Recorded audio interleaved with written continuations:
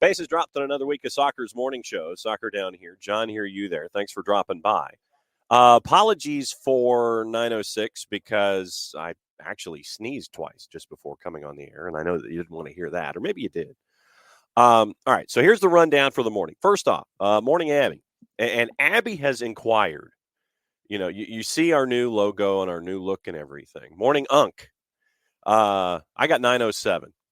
So once again, you didn't want me sneezing on the air. So that means we'll go to at least 11:07. Unless you wanted me to sneeze on the air and it would have been a funny spectacle. Abby has seen the new logo right there. For those of you who are hanging out with us, you see the new logo right there.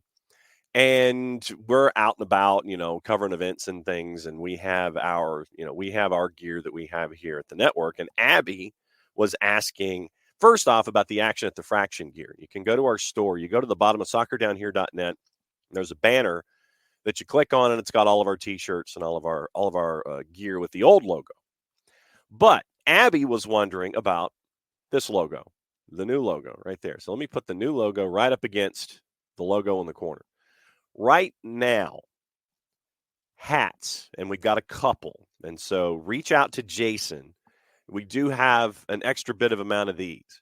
So new logo, hat, very cool. And it's a little different than the look in the past. They're legacies.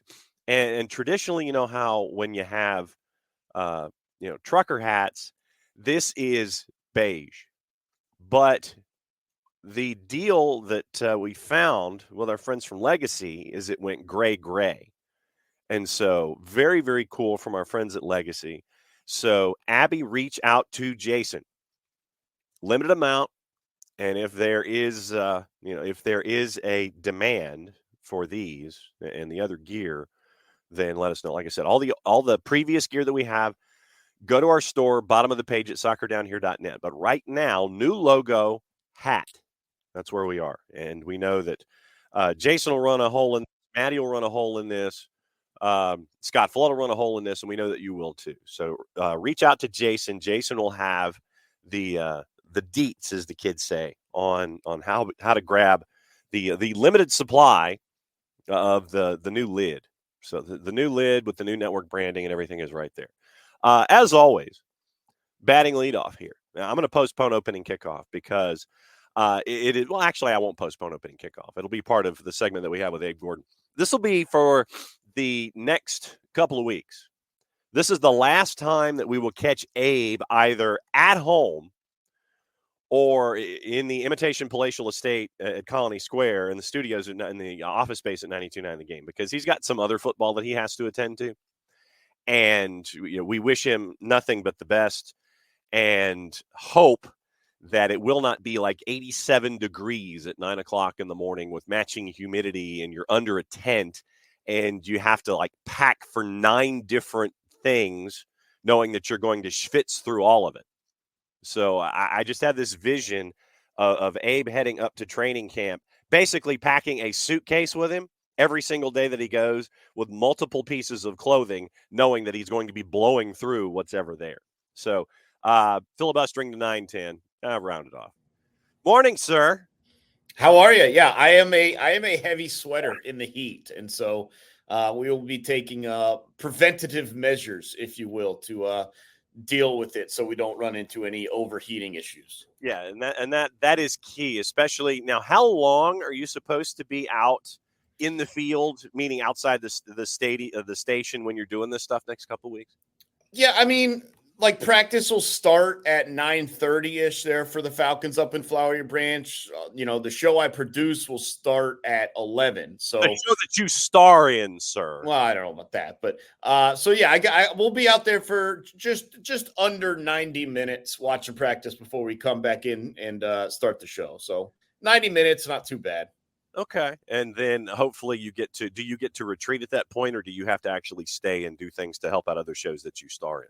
No, we'll do the show, and we'll be in air conditioning for the show, so Ah, that helps as well. That helps as well. because So I was concerned that like in the old days, and we could be talking as old as last year, where you're out in a tent and you're in the elements, and they put you in a corner in the parking lot, and you kind of have a sight line as to what's going on behind you, but you're sweating your what off under a tent in miserable conditions. That's what I was concerned about.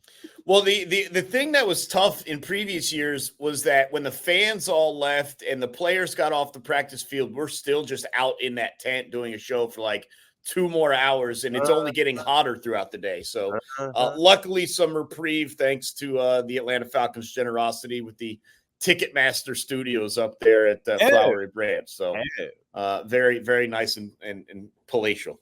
oh. The Ticketmaster Studios. That's Excellent. right. See, now that they, since you had to drop that plug, I think they need to wander over this way and perhaps spread some coin over here. The Imitation Palatial Estates at Studio HD. Abe Gordon at 92.9 always bats leadoff with us on Mondays to break everything down from the weekend from an Atlanta United perspective. So, welcome to the chaos that is Leagues Cup. It was very Leagues Cup-ish. We've kind of converted it into its own adjective and predicate now, where there are moments of chaos and there are matches of chaos, and then you just have some that are just mind-numbingly double zero goals, and you're wishing that you could get 90 minutes plus a shootout back. But Atlanta United did not give you mind-numbing behavior. They went straight to the chaos in match number one. Yeah, look, there's no denying it. Look, I'm not one that's averse to drunk soccer matches. I mean, I've been parts of them, and certainly as a viewer as well. I do enjoy them. I enjoy them more when Atlanta United comes out on the winning side. But at the end of the day, you did get a point, and so you were able to split 3-3 in regulation, and then obviously lose the penalty kick shootout, and just a brutal finish there for Bartosz Slisz, who had to deal with it personally, missing a penalty, or not missing it, having it saved in regulation, and then unable to convert in the penalty kick shootout. So you do give up 2 points to 1 point, but you're still right in it. You pretty much control your own destiny. Is where we're at. If you handle business, against Santos on Sunday, you can still advance in this thing, and it's a very forgiving tournament. So we'll see what happens midweek between Santos and DC United in a game that's now being played in Chester, PA. Yeah, not a great look there for DC United. But look, there was some good and some bad, and that's what's going to happen often when a game results in we'll call it a high-scoring draw. Look, you're still dealing with the same issues, and you're still being punished for the same issues. And the amount of mistakes that you have made this season in your final third that has directly, almost immediately in all situations, turned into a goal for the opponent is unforgivable. It's something that has needed to be cleaned up and continues to be an issue. And so this one was off the boot of Josh Cohen. It was a very poor clearance. It was, to be fair, it was mishit. It wasn't poorly intentioned. It was a mishit ball. But you get punished for it immediately and go down 1-0, and you fight as this team has done all year, by the way. You fight, scratch, and claw your way back into a situation where you can get a draw. Again, you had opportunities to take the lead in this one if you hit a couple of penalty kicks and do that thing. But so you go to the PK shootout and all that. But look, it's just setting up a pretty wild tournament. And it's always wild when you're getting MLS and Liga MX squads. It's always wild when there's that many teams heading to a knockout stage. I mean, again, this is a round of 32 that you're trying to qualify, not just quarterfinal, round of 16, none of that stuff. It is 32 teams advancing. And so it's a very forgiving tournament. You're still in an okay position because you at least got the 1 point out of the draw. But again, it's a situation where it's just so frustrating because the mistakes just cost you and cost you and cost you. And with very few exceptions this season, you haven't really been able to counter on the other side, right? Like you are forcing turnovers in your attacking third. Your press has worked, but with the exception, I guess, of the TRA goal, with the exception of a couple of other instances, you're being punished for it way more than you're benefiting from it, and that's got to change. Can we talk about Bart for a second? Yeah.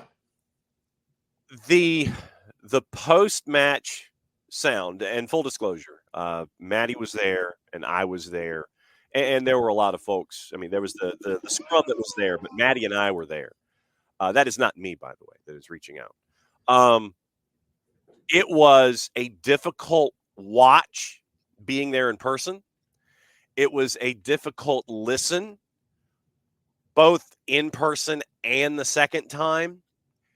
But I think what it does is it reminds us, when you are the new guy and you are in a situation that is new to you on the field, in addition to off the field. And I mean, you're adding also to the mix that he's a newlywed in all of this.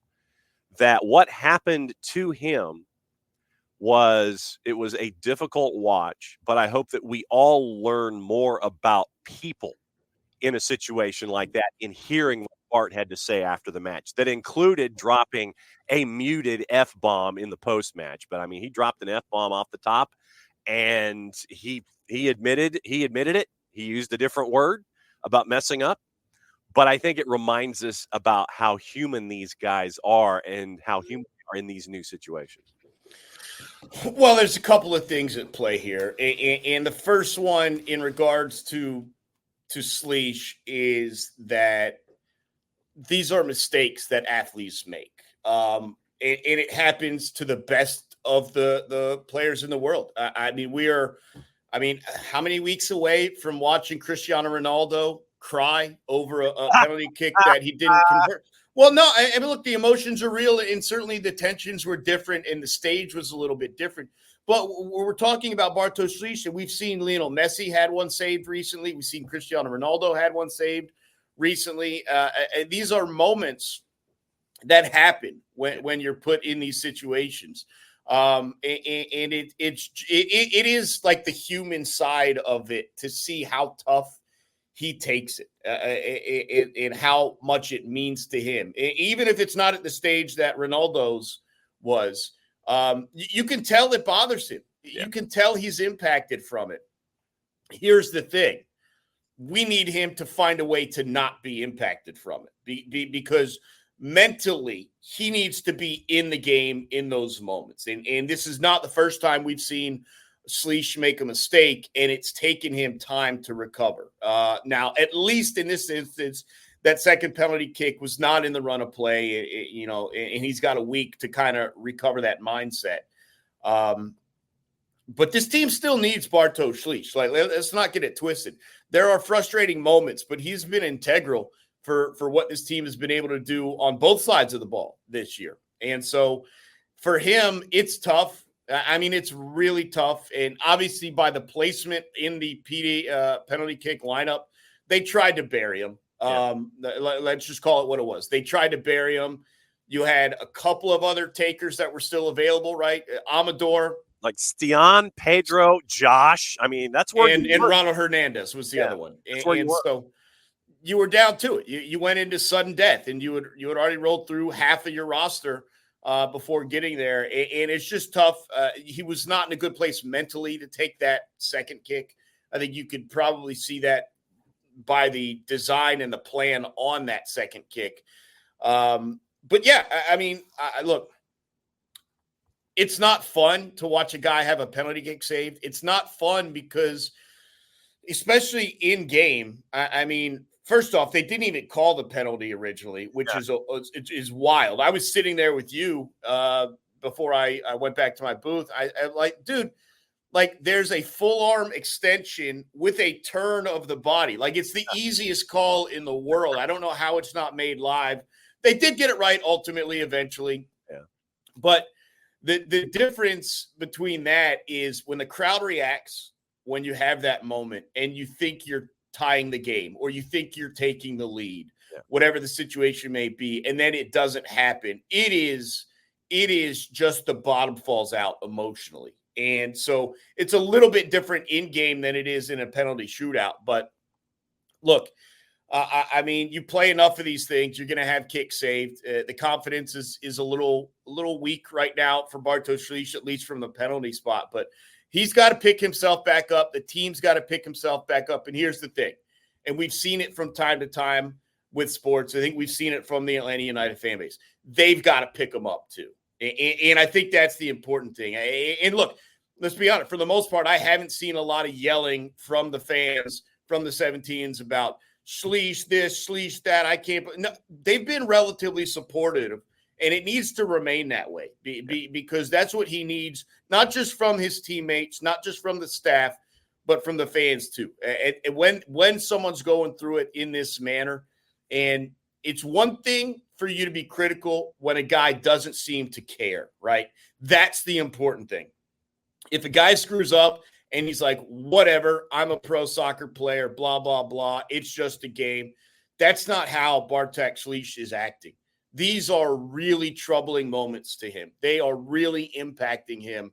And it's up to all of us, fans included, to help get him through it, to help lift his spirits, because he absolutely deserves it with how impactful he's been for the team this year. Yeah, and I thought it was key in the early stages of this where basically Brad Gazan, after the penalty kick miss and sudden death, Brad Gazan basically sprinted to Bartosz Slisz and was one of the first guys to sit there and talk to him. And so the players themselves on the roster, you know that they're going to continue to put their arm around him, be in his ear, make sure to remind him about all these things. Because with the last couple of matches where we've seen Bart work his way forward as a part of almost like a 4-1-4-1 and see him jump into the play and be more engaged, he's creating issues for the opposition on defense, trying to account for numbers and things. And so the idea that he's helping out in the offensive push is part and parcel to his evolution that we've seen so far this year. Yeah, and there's no doubt about it. And the one thing that he needs to continue to do that while also being impactful defensively is not be in his own head. Yeah. He can't be thinking about what he's – and you'll say this about any athlete. Like most of these top athletes, yes, there is some thought, but so much of it is just unconscious processing and just reacting to what your body and your brain is telling you to do without thinking about what your body and brain should be telling you to do. And we've got to make sure he's not in his own head. And that's what's important. You can't have a situation where he second guesses, should I be pushing forward? Am I going to be able to recover defensively? This, that. It'll eat you alive. That sort of mindset will eat you alive. So we just need him. And like when you look across any league, any team, any player, the best of them, when they're at their best, they're free flowing. And that's been the truth for, I mean, however many years soccer has been played. The more free you are on the field as an individual, as a team, the better you're likely to be. And so we just got to make sure that he's got that mindset, the freedom to do what he thinks is dangerous and the right play, and without getting too caught up in his own mentality. And I think he will. I think in the moment there are those emotional drops and issues. But I think, look, you're going to have a full week off for him to kind of reset, recover, and regain that mentality. I think he'll be fine moving forward. In the 3-3 draw, what else stood out to you against Saba? Always Saba. Saba just continues to be incredibly impressive, and Rios as well. I just – when I look at what you've lost off of this team in regards to your 10 and your 9, and for a long stretch, and we're still asking, and I'm still going to ask it, but where are the goals coming from? How are they getting created? I think Saba has really stepped up. There's no secret there. He's been incredibly dangerous. He works his tail off. He runs a ton, but he's also looking to get inside that box and be dangerous. And then Rios, just for whatever it is, I never thought that he was going to be the goal scorer that he's become. And he does it differently than a lot of the top goal scorers in this league. There's no denying that. But, I mean, look, one of the things about being a good striker is being at the right place at the right time. working hard, putting in that extra whatever it is to get some ugly goals. And quite frankly, not all of them have been ugly, but quite frankly, some of them are ugly goals. But that doesn't make you a bad striker. I think it's quite the opposite. I think that there's a talent to knowing where to be and what time to be there inside the box. And that's one thing you certainly can't take away. I did not think that Rios is going to come in and pretty much tally a goal per game, essentially over the last 8-10 games, whatever the number is. I mean, he's been very dangerous. And a lot of that I do think has to do with Saba as well. All right. So what's your week like before you head north and we catch up with you from the branch? Yeah, I mean, look, really tuned in on, I believe it's Wednesday, to that DC and Santos match, and just kind of interested to see what United's going to have in front of them. They'll know on Wednesday night what they're going to need to do to advance against Santos at home there on Sunday. But there's another cool opportunity here for Atlanta United fans, and that is on Saturday night, the twos. They're going to be broadcast live on 92.9 The Game. So 8 p.m. with, I think, an 8:30 kickoff. We've got MLS Next Action coming your way on 92.9 The Game. I believe this is the first time that it's happened, certainly the first time this season. And so that's really cool. And that's something we kind of talk about a number of these players. We've seen some of them in US Open Cup, but you don't always have an opportunity necessarily while you're driving. I know you guys do a lot of great stuff with them as well, but clickable links. But this one's going to be right there on the radio, and so it should be a fun one going against I think it's New England on Saturday night. So that one's going to pop at 8:00, and then we're all going to turn around and get ready for Santos. And just remember, that's an afternoon game on Sunday, 3 p.m. pregame, 4 p.m. kickoff. And so that one's going to be fun. That one's going to be really fun. And look, we're going to know what we need to do to advance. And you're either going to be chasing something or holding on to something. I mean, you're going to know. And in those situations, those type of group stage games where you're like, we need to win, but it needs to be by this many goals, or we need to draw or a loss, but only a 1 goal. I mean, just the situations can get real interesting in the second half if you need to tally more or stuff like that. So really looking forward to that. That can be very fun. Yep, no doubt about it. Very full week. All right, enjoy your time, my friend. We'll catch up with you next week. You got it. Appreciate it, John. As always, Abe Gordon batting leadoff here on Mondays. And I know that you guys have been having a great discussion this morning. I'm going to apologize up front because I sound like Ish. And the reason that I do is because I'm battling a summer cold and I just wish I could detach my nose. That was not the other point that I wanted to make this morning before leading into Abe. But yeah, I'm going to apologize right now because if I could take my nose off and put it over there, we'd be great. But unfortunately, I can't do that. All right. And so just kind of deal with me kind of being all nasally this morning. Opening kickoff brought to us by our friends at Kickoff Coffee and kickoffcoffeeco.com as I cover up our friends' QR code from our friends at Alliance Nurse Corps. That's a QR code from our friends at Kickoff Coffee and kickoffcoffeeco.com. You click on that QR code, and it takes you to Kickoff Coffee, and you get to kick off your day there. See what I did? Use that QR code, get into Kickoff Coffee, use the code SoccerDownHere15. You get 15% off your purchase. They, in turn, take 10%, reinvest in cool things and cool initiatives that they have earmarked. Great stuff from our friends at Kickoff Coffee and kickoffcoffeeco.com. All right. So in the next little while, we're going to go over the match with Atlanta United and go over the match with Atlanta United too. And I'm going to say off the top that it was a fantastic weekend, or is a fantastic day for us up in Huntsville.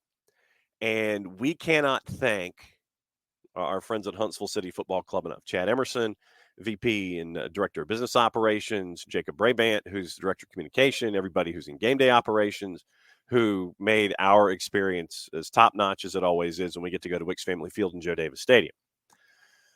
So, obviously, when you travel, and you can catch up with the the twos review that was posted yesterday, you get to hear from head coach Steve Cook. You get to hear from Rodrigo Neri. You get to hear from Caden Moore, the newly signed Caden Moore, the next stage of his life. And you get highlights and analysis and stats and things like that from me and Maddie.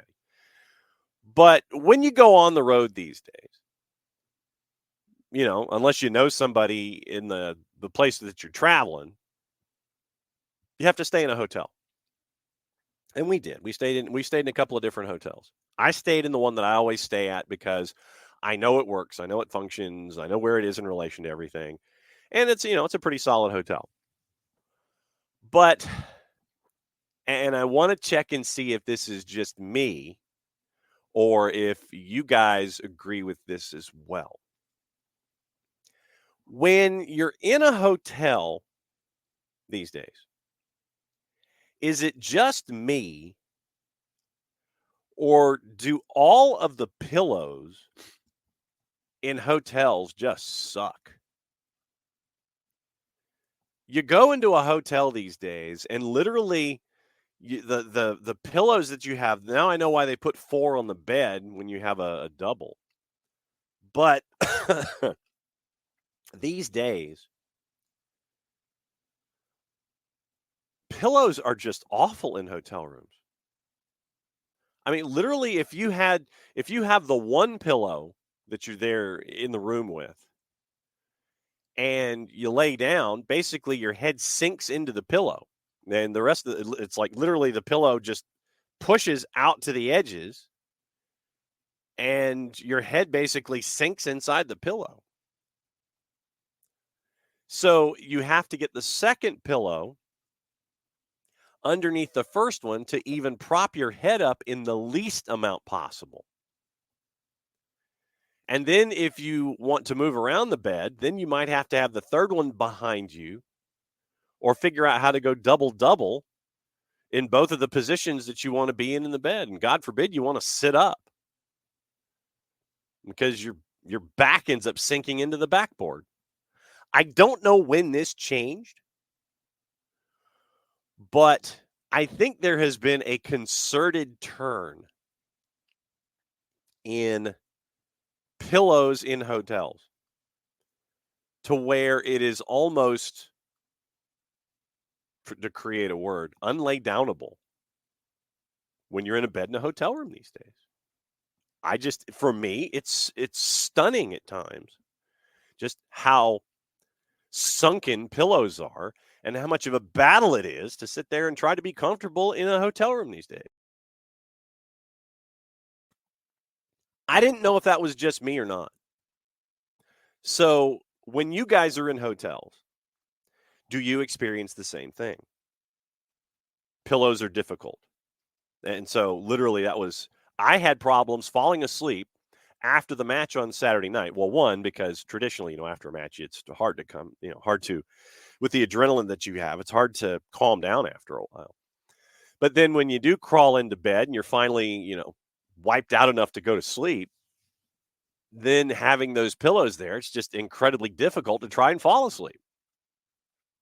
So I didn't know if it was just me and I'm being a whiny traveler by wondering about the current state of pillows in hotel rooms. I'm genuinely curious about this kind of stuff. Genuinely curious. So like I said, that's just me. And I didn't know if it was me just being a whiny traveler or if you guys are experiencing the same things. Pillows are different and pillows are difficult in the modern day hotel room. That's your opening kickoff. Half hour late. Brought to us by our friends at Kickoff Coffee and kickoffcoffeeco.com. That's your QR code. From our friends at Kickoff Coffee, you hit that QR code. You click on that, you get into Kickoff Coffee, use the code SoccerDownHere15. You get 15% off your purchase. They in turn take 10%. Reinvested into youth games, youth initiatives. Very, very cool stuff from our friends at Kickoff Coffee and kickoffcoffeeco.com. Okay. And did not want to confuse them with the QR code from our friends at Alliance Nurse Corps. Over 30 years of experience in finding folks their next gig when they want to go down the nursing track. Hit this QR code if this is something that is in line for you. Down at the bottom, for those of you who are listening and not watching on our social medias, on YouTube, on Twitch, and on the Twitter, it's a 280-character app. They ask, how'd you hear about us? It's like soccer down here. So our friends at Alliance Nurse Corps, great partners with us here at Alliance Nurse Corps, and great partners across the board here at the SDH Network. So there you go. All right. Highlights. I'm going to get into the highlights of both the twos and the first team from the weekend and get into stats and, and storylines and numbers and all that kind of stuff. So we'll keep an eye on all of that. And apparently Novak Djokovic has beaten Rafa Nadal in the second round of men's singles. Those two paired up in the second round. Djokovic beats him 1-4. And everyone's paying attention to all of that. So, all right. Highlights from the match, and we'll get into stats and numbers of that one, and then we'll get into stats and numbers of Atlanta United 2 and their craziness on the weekend as well, and what we got to see from the go-round with Atlanta United and with DC United, with the 3-3 draw that was there with that. So it was absolutely crazy when it came to this particular game. Obviously, it was a 1-0 lead early on for DC United, but then you sit there and to the point that we were making about certain individuals and how they have been finding the back of the net. Daniel Rios even things up for Atlanta United. Fortune cuts inside now and then pitches across the halfway line. A good ball for Saba. Saba runs it down and dribbles on McVeigh. And this cross is blocked by McVeigh. It bounces out to the touchline to Lennon. Lennon in the near corner. Another cross. Rios header! Score!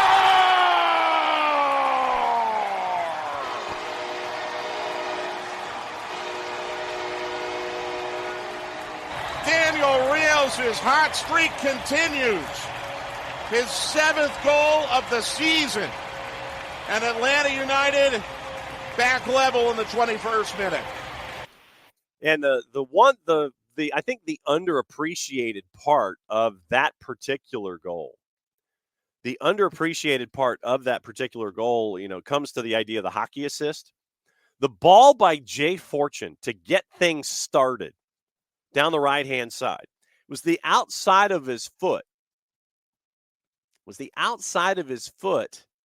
To get that up and running. And it was an insane ball from Jay Fortune to get things moving. So you end up with Benteke scoring in the 4th minute. Daniel Rios scores in the 20th. Then Jared Stroud scores 2 in 7 minutes. And the second goal that Stroud scored was an absolute volley. Tremendous work from Jared Stroud. He was sized up, but he was all by himself outside the edge of the 18, had the space to set it up and knock it through. 3-1 at that point.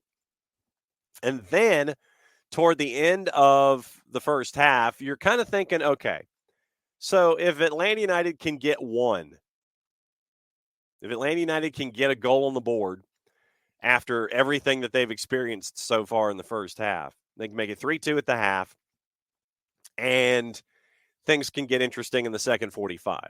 They did exactly that, courtesy of who we found out is a new father. Once again, courtesy of our friends at 92.9 The Game and the Odyssey app. Saba Lobjanidze makes it 3-2. Here's Lennon with a pitch down the middle for Shande Silva. It connects at the top of the arc. Pass to Rios in the penalty spot, and it's volleyed away by McVeigh. Out though to Saba at the top of the 18. Dribbles forward, cuts right, shot. Score! Golazo!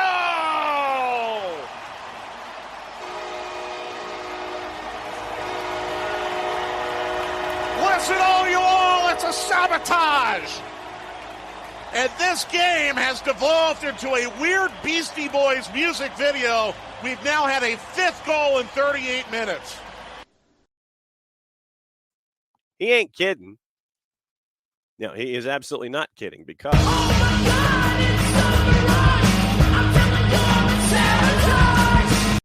sure. And so it was 3-2 at the break. And it was so Atlanta United's up at 3-2. And then you had a couple of instances that could have been called penalties, were not.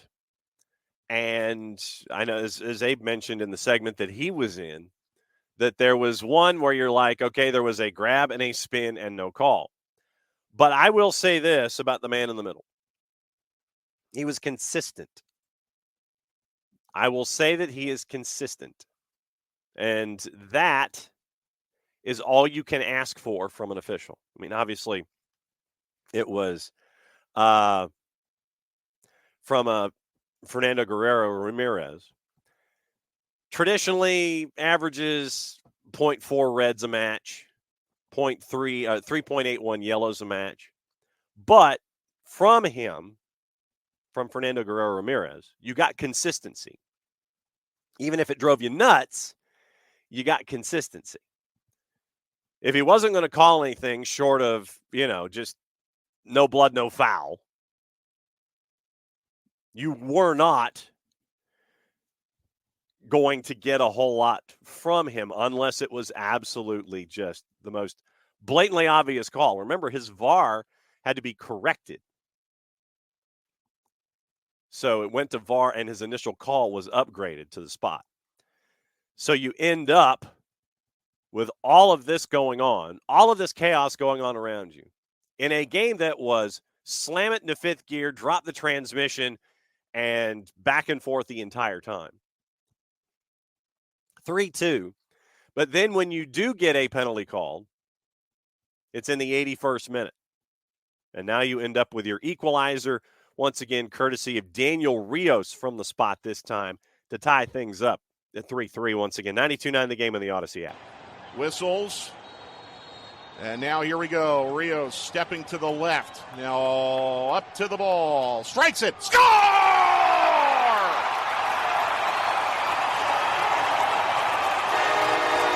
Beautifully taken penalty by Daniel Rios. And it's 3-3 with 10 minutes to play. And Atlanta United had most of the action on their front foot in the second 45. DC at times looked like they just wanted to get out of there in one piece. They did eventually, getting the extra point in the penalty kick shootout. And we went over that with Bartosz Slisz, et cetera. So DC United ends up getting the extra point out of the gig. And for those of you who are trying to find any kind of information on Santos Laguna, you start with this. Position in the table. And right now, it ain't all that good. Santos is 16th out of 18. They have not won in their first 4 matches in the Apertura. They only won 4 matches in the Clausura, finishing 15th last season. 15th in the Clausura, they won 4. 16th currently in the Clausura, they have not won 1. So if you're looking for anything that can start a silver lining, the fact that Santos Laguna is in your group and they have not been very good at the start, that'll get you moving to at least start things off. Stats on the day: 54-46 possession, DC United. And in the second half, it was 50-50. XG 2.64 for Atlanta United to 2.31 for DC. Each team had 2 big chances, 17 total shots for DC compared to 11 for Atlanta United, 2. Keeper saves 4 for Alex Bono, 3 for Josh Cohen. 5 corners to DC for 2. 27 fouls in the day, 15 of them called against DC United. 38 more passes attempted by DC United. 3 tackles compared to 2 for Atlanta United. 3 free kicks compared to 1. Both yellows end up going to DC United. Probably could have been a lot more. Then you end up with the total shots. 7 of the 11 for Atlanta United were on target. 6 of the 17 for DC. DC hit the woodwork 3 times, especially in that early chaos in the first half. 3 blocks compared to 1 for DC United. 9 shots inside the box for each, which means 8 shots outside the box for DC compared to only 2 for Atlanta United. Big chances scored 2-1 DC. Big chances missed 1 for Atlanta United. Through balls 3 each. Touches inside the 18, 22-17. Fouled in the final third 3 times for Atlanta United, none for DC. 4 offsides called for DC. Accurate passing, final third phase, 23 of 37 compared to 42 of 62. Final third entries, DC had more by about a quarter. Long balls, 27 to 26. Crosses, 7 to 6, both for Atlanta United. Duels on the day, 34, 1 of 88. 20 of 43, 1 in the air. So DC had the height. They won 31 of 91. They've actually less ground duels than Atlanta United did. Aerial duels, 19 of 41 on the dribble, 6 of 10 compared to 12 of 17 for Atlanta United. Tackles, 1. Interceptions, 16-13 for DC. Recoveries, 51-49 DC. Clearances, 19-8 Atlanta United on the day. Keeper saves once again 4-3. High claims, 1 each. 7 goal kicks for DC United compared to 6 for DC on the day. So that was your numbers. Your lineups, remember. Morning 4 card. Starting lineup for Atlanta United in the 4-3-3.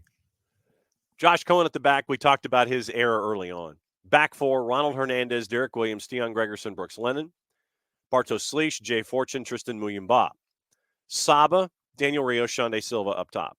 By the way, Daniel Rios with the 2 goals had an 8.8 courtesy of our friends at SofaScore.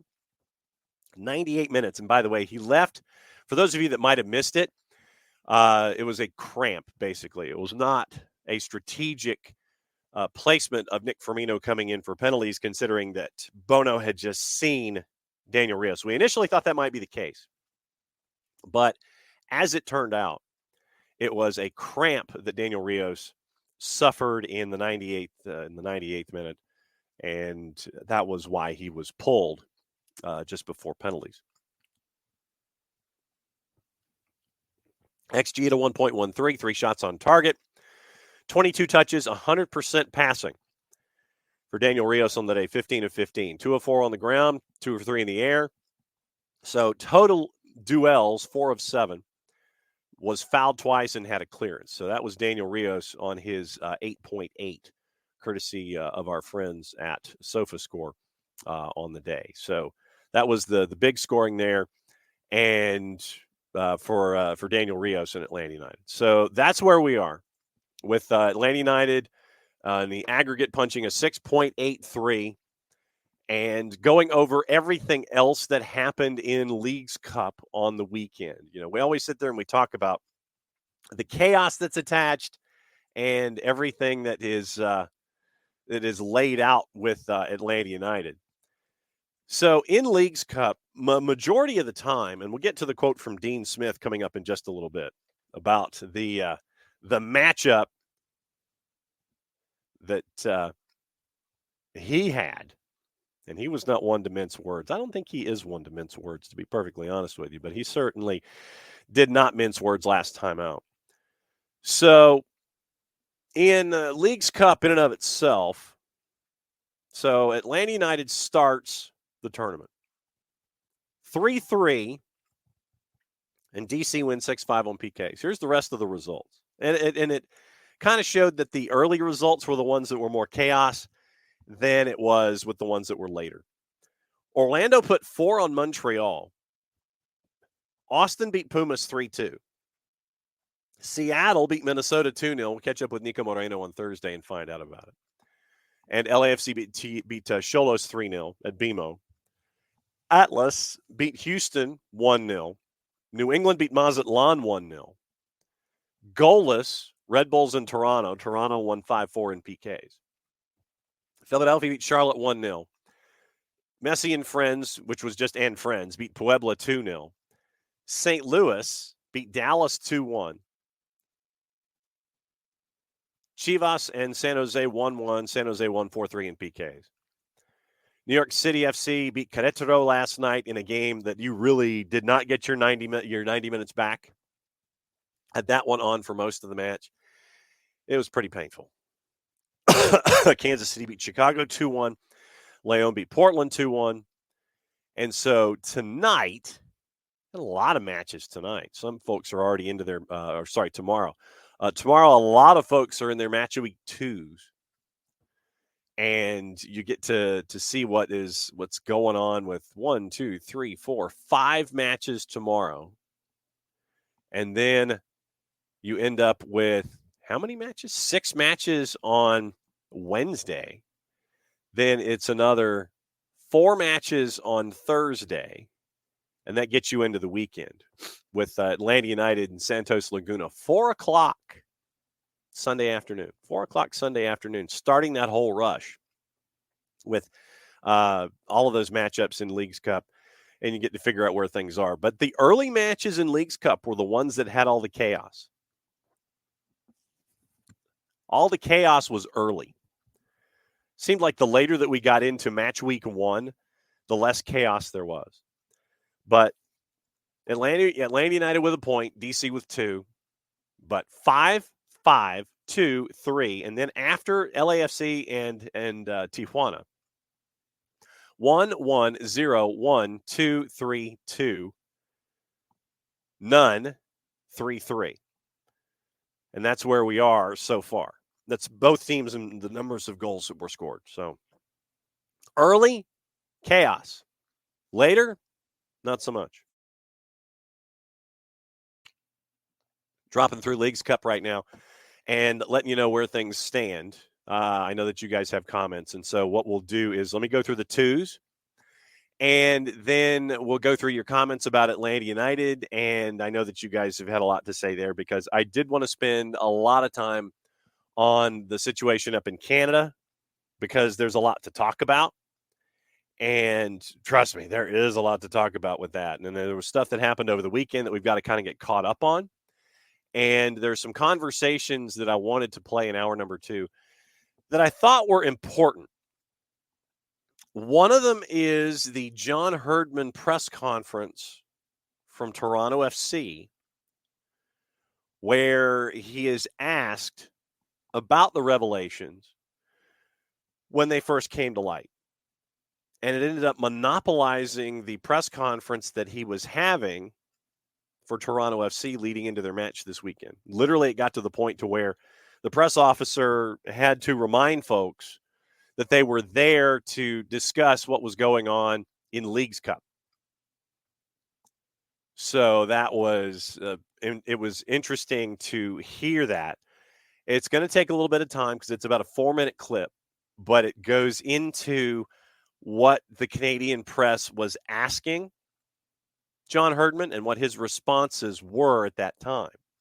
And then after that, there was a conversation that was had yesterday by our friends up north at One Soccer. Jordan Wilson and Christian Jack were with Gareth Wheeler, and they were discussing what it means and how the media was getting ripped to shreds for something that they didn't deserve. And one guy in particular, and one guy that we have touted with his research and all of his storyline, because he's ended up being a part of the storyline, sadly, now, as he's been giving all the stories, and it's been Rick Westhead at TSN. So there'll be 2 pieces of tape in hour number 2 to discuss what's going on, to get us with the Canada update and let everybody know what's going on. Canada scored in the 101st minute, by the way. And they got a big win against France, to make sure that they could keep going and even still have the most remote chance of qualifying for the knockouts, even with a 6-point deduction. So there's plenty to talk about where Canada Soccer is concerned. Like I said, we got 2 pieces of tape that I want to get through. So what we'll do is we'll talk about the 2s, we'll get into your comments, and then we'll talk about Canada Soccer, and then we'll get you ready for the rest of the day. By the way, the rest of the week, to let you know what's going on. Tomorrow, we know the final in one of the lower division matches, one of the lower leagues, USL League 2, Peoria City and Seacoast United Phantoms. That is for the League 2 title. Asheville City got bumped out by Phantoms last night at Lionsbridge 1-0. We're hitching up with Peoria City batting leadoff tomorrow. Tyler's going to join us Wednesday at 9:15 as he always does, and we'll see if we can catch up with the busiest man in the Northeast and Dylan Butler at 10 o'clock. Thursday, we catch up with our friends from FC Naples, who are now online in USL League 1. They now have a coach and a sporting director. We catch up with him as a part of our Thursdays. Nino and Nico will wrap things up on your Thursday, and then Friday, wide open. I think Friday is when we're going to be catching up with our friends from El Farolito and FC Motown, because they are playing for the NPSL title. And so we'll catch up with them on Friday as a part of the show as well. So very, very busy times. And remember what Abe said, that Saturday night, 8 o'clock, 8:30 start is going to be Atlanta United 2 and Revs 2 on 92.9 The Games and the Odyssey app. And so it's going to be fun to have a Tues match on 92.9, and then follow that up at 4 o'clock Sunday afternoon, 3 o'clock pregame with Santos Laguna and Atlanta United to get you through Leagues Cup. So there's all of that fun that we have this week. So it's a very stacked week across the board here on the morning show. And hopefully I won't have this head cold that will keep me coughing all entire week. Hang on just a second. Nothing like having to mute and mute consistently. So that's absolutely true. And Alex, to your point, yes, Nico Cantor is a part owner of FC Naples. If I can get him on, it'd be Nico, Nino. It would be Nico, Nino, and Nico. So it'd be Nico and then Niko. So it'd be Nico, Nino, Nico. Yeah, I think it's going to end up being one of the owners and their new coach and sporting director. I have not heard if Nico might be busy on morning footy over on Golasso. So it might be a crossover. But I will say this, what I will do is I will extend the invitation to turn it into a party line at 9:30 on Thursday morning. And we will lay all of that. Out. But yeah, Thursday, FC Naples, Nino Torres, Nico Moreno. So that's what we're staring at on Thursday. But yeah, we're going to be getting into what's going on with the NPSL, the USL League 2 title game, anything else that's going on the day. So very, very busy across a lot of boards for us here at SDH. All right, Atlanta United 2 last night, Saturday night. Man, it all just kind of runs together. Atlanta United 2 went to Huntsville, and we talked about what happened in Huntsville with Atlanta United 2 and and Huntsville City Football Club. Both teams are trying to climb the ladder in MLS Next Pro in the Eastern Conference, and it ended up with a 2-1 win for Atlanta United 2. And it was a very, very, I'm not going to say chaotic, but it was as traditionally action-packed as it always is with these two clubs. Traditionally, how it goes is the team that is on the road wins this matchup. The team that's on the road has won this matchup the 3 times out. Juice boxes, by the time that the match started, Atlanta United on the road was a plus 220. Hunt City at home a minus 111. Your draw was a plus 280. Goalless at the break, but then 2 goals, 3 minutes from Rodrigo Neri.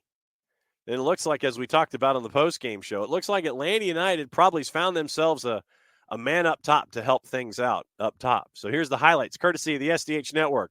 You'll know the guy who's calling the match. It's a guy named Jason. Tyler Wolff with the assist in his Atlanta United 2 debut in 2024. Rodrigo Neri with the goal, his first in Atlanta.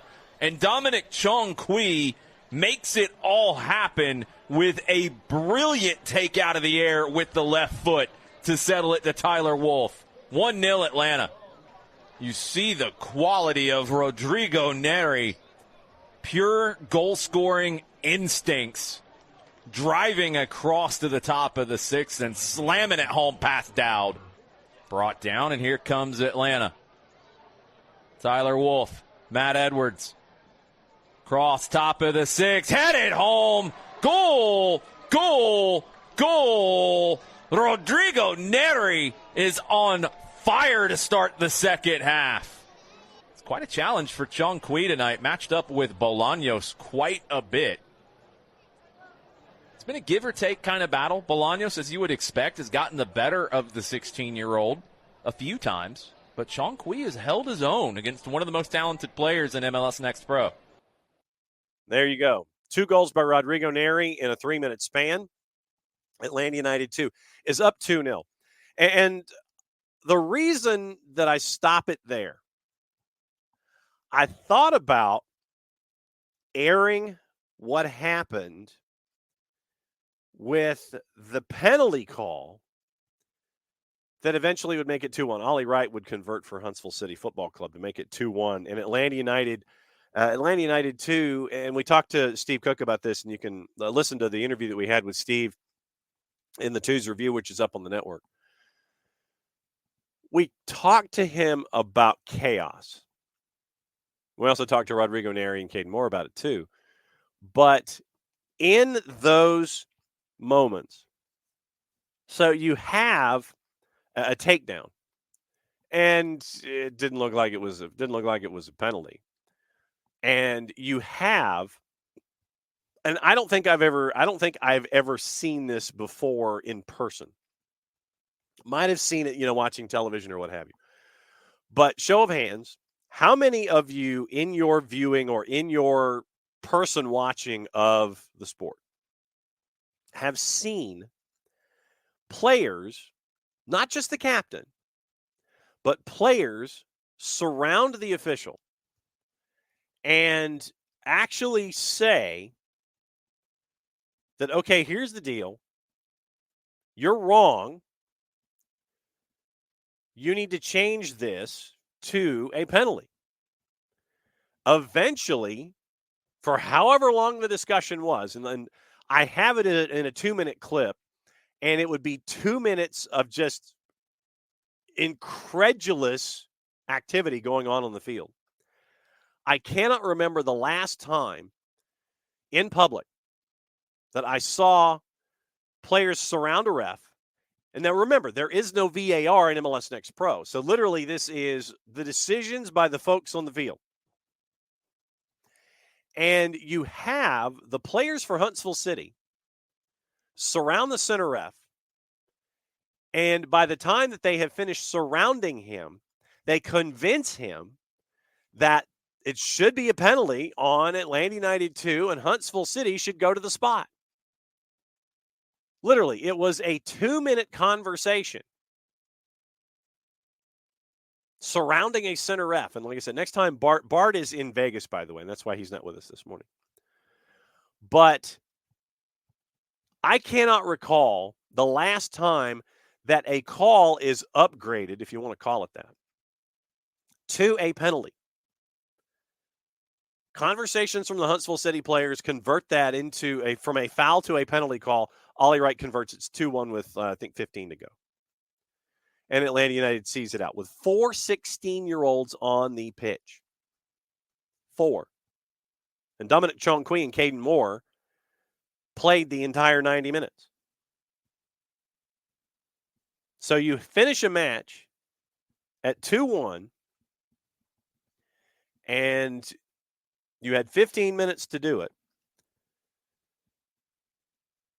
So big ups to Atlanta United 2 for finishing that out the way that they did. So Ollie Wright converts with 15 to go. By the way, your numbers on the day, obviously Rodrigo Neri, an 8.5 for scoring 2 goals. Your starting lineup was a 4-2-3-1. Dominic Chongqui, Caden Moore, Efren Morales, Matt Edwards. And Atlanta United 2 was not messing around with this particular match. DCQ, Caden Moore, Efren Morales, Matt Edwards. So Efren Morales was on the roster. Jaden Hibbert started in that. Efren Morales started in the 11. Noble Okello, Javi Armas playing in front of them. Then you had Nicholas Firmino, and you also had Tyler Wolf, Neri, and Luke Brennan. So if you want to call it a 4-2-3-1, you can. It's a 4-3-3. But you end up, obviously, Rodrigo Neri in 8.5, Wolf, Firmino, Luke Brennan, and Tyler Wolf got a yellow card in the 16th minute. And he played another 45 minutes with that yellow card on both sides of the interval. Nick Firmino was 7.4. Luke Brennan started at 6.8. Noble Okello was 6.6. Javi Armas is 7.3. Kane Morris 7-1. Matt Edwards is 7-6. DCQ is 6.6. Efren Morales is 6.5. Your substitutes for Atlanta United 2. Aiden Torres, who another one of the 16-year-olds that got to finish. You got the last 15 minutes. Cooper Sanchez, another 16-year-old, came in for Noble Okello for the final 15 minutes. Kareem Tamimi came in. Eric Centeno came in. So basically you had a fire wagon change by Steve Cook with 15 to go after the goal. Torres, Sanchez, Tamimi, and Centeno in for Neri, Okello, Wolf, and Brent. Each of them finished in the high sixes. But a big win for Atlanta United 2 and MLS Next Pro, going on the road into a hostile environment. And by the way, it was good to see our buddy Will Secor, who was there. They were tailgating out at gate number 3. And it was good to see them. And basically, it was good to see everybody up there in Huntsville. And they had about 4,000 folks there. It's a great environment for MLS Next Pro. And I think that's what, to a certain degree, I think that's what they're hunting for in MLS Next Pro, is all of these different environments that are in markets that have shown that they can handle this kind of entertainment.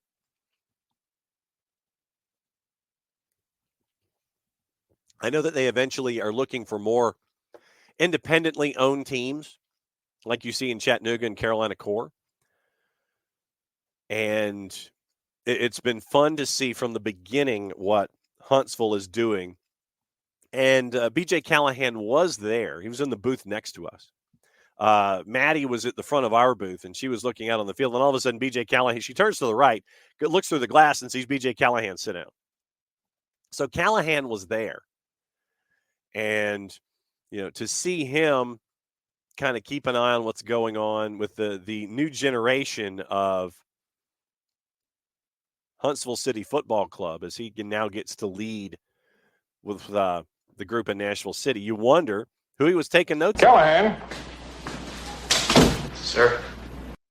Joey Skinner, maybe. He might have been one to keep an eye on. Joey Skinner gives you a veteran presence at the back, in that lineup that was there. So you wonder what the help may be. You really do. For Callahan and for Nashville City, or for Huntsville City Football Club, Nashville SC. Chris Applewhite, Jason's really been impressed with him at the back, coming back from injury. He's been back for a couple of matches now. So I would probably say you're looking at Applewhite, Joseph Skinner, maybe Isaiah Jones. So there were a couple of folks that were there for BJ Callahan to look at. But right now, with the way things stand, big win for Atlanta United 2. And for them now, that means that, they're putting some distance between themselves and Huntsville in the Eastern Conference. I know that we look at wins and losses, and yes, while it's not the be all end all, it is pretty important. 17 matches, Atlanta United 2 has 18 points. 3 points behind Toronto FC 2, 4 points behind Carolina Core. Next team coming to town, Revs 2 this weekend. Once again, that's a later start Saturday night than normal because Kennesaw State has stuff that they're doing on the field to begin with. They have a pre-event, a pre-Atlanta United 2 event. So Revs 2 coming to town, 2 points behind Atlanta United 2, 3 points ahead of Huntsville City Football Club. New England comes in 4-12-2-2. Atlanta's 4-9-4-2. So Revs 2 come to town, later start, 92-9 the game on Saturday night. It'll be fun to see everybody up there. And if you're there, if you're near there and can make it, please do. What we always say when it comes to all of our episodic programming here, to show support for your local teams across all divisions, if you can make it, go. If you can't make it and you're in the market, then follow along on local providers. So listen on 92.9 The Game. Listen on the Odyssey app. Listen to our wrap-up on the Twos review on the network. So it's all going to be there. But big win for Atlanta United 2, their 4th win of the year on the road in Huntsville. The road team has now won each and every one of these matchups, all 4 matchups. 3 for Atlanta United, 2 who've gone to Huntsville. They've won 3. of the 4. Huntsville City is coming in September 5th, I believe. So we'll see what happens there, if they can continue to see what's going on and continue that streak. All right, so let's get to your comments. So I get to say hi to everybody who's here this morning. All right, so from the hellos. All right, so morning, Abby. Morning, Unk. Morning, Alex. Okay, good. And Abby wasting no time messaging Jason about the hats. Michael, morning. Heath Bradley, morning. Yeah, I know. I don't know if you. He says if it's the Ticketmaster Studios, do you have to pay a fee to broadcast from there? Yeah, a broadcast surcharge. I do not know of one. Morning, Abby. Abby says she must say 36082. No way, that's how many attended that may be purchased, but that's not the turnstile actual. Morning, Emilio. Let's see. Morning, Abby. Morning, Michael. Morning, Unk. Morning, Will. Let's see. Will says, I think it's unfair to say she's been along with Stian and Saba out the best player this year. And that's the thing. And especially where he's now playing in the more advanced position. And that's why I wanted to bring that up with Abe. Traditionally, we're seeing him and Jay kind of alternate in who's going forward and who's staying behind. But I think now where Jay ends up being the more of a 6, more of a defensive midfielder, and Bart goes and engages in the play, yeah, I think that you're seeing what that change or what that alteration has done in the lineup offensively for Atlanta United going forward. Like I said, Jay's ball to Saba up the right-hand side that created the first goal, underrated and underappreciated just because it was so far back in the play. So very, very, very, very cool to see what Jay and Bart have been able to do in their interchange that we got to see firsthand with that first goal, and what we're seeing with Bart getting engaged in that 4-1-4-1 that we keep talking about. Unk, shouldn't have gone to a shootout. Result of the mistakes that were made in the first half. Bart could have done better. Shouldn't have come to that. No. But, yeah, you made the mistakes, and Rob wasn't happy about it. If you remember, and I would recommend going back and listening to the full-time report on 92.9 The Game, Rob wasn't happy. Rob was pissed. Should have been. So, dug yourself a hole. You got out of it. Should have won the game. DC gave you chances to get the fourth goal.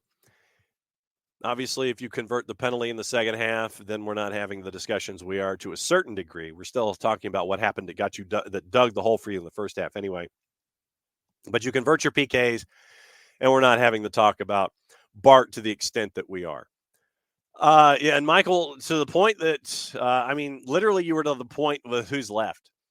And when it comes to the PKs, because literally who was left? It was Bart, it was Stian, it was Amador, it was Ronald, it was Josh. And I include Josh Cohen in that because at some point, had it gotten that point, you would have had goalie on goalie crime in the PK shootout. So, I don't know. Maybe Stian should have stepped up or something. Maybe Ronald should have stepped up. I don't know. But, no, the result is not solely on Bart. But yeah, Abby says people were mad at Cohen for the PKs. I'd love to see them save a PK as a goalie. Yeah, I mean, the percentages that are saved in general in penalties, there are very few keepers that are over 25%. To give you an idea, just as a thought, last night when you had NYC and Querétaro go to penalties, the two keepers, Luis Barraza for NYC, has not saved a penalty all season. 0 for 5. The keeper for Querétaro, 2 for 24 in his career. 8%. He's batting .083.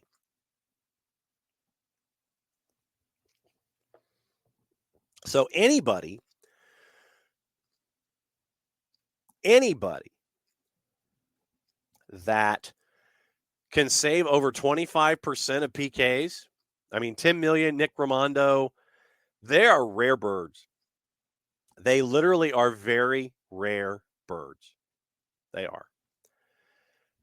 So when you have somebody who can, when you have someone who can save at that rate, you've got someone who's really special. And one of the things that I want to do, and see, but the thing is, I don't know how many keepers will actually have this conversation with you.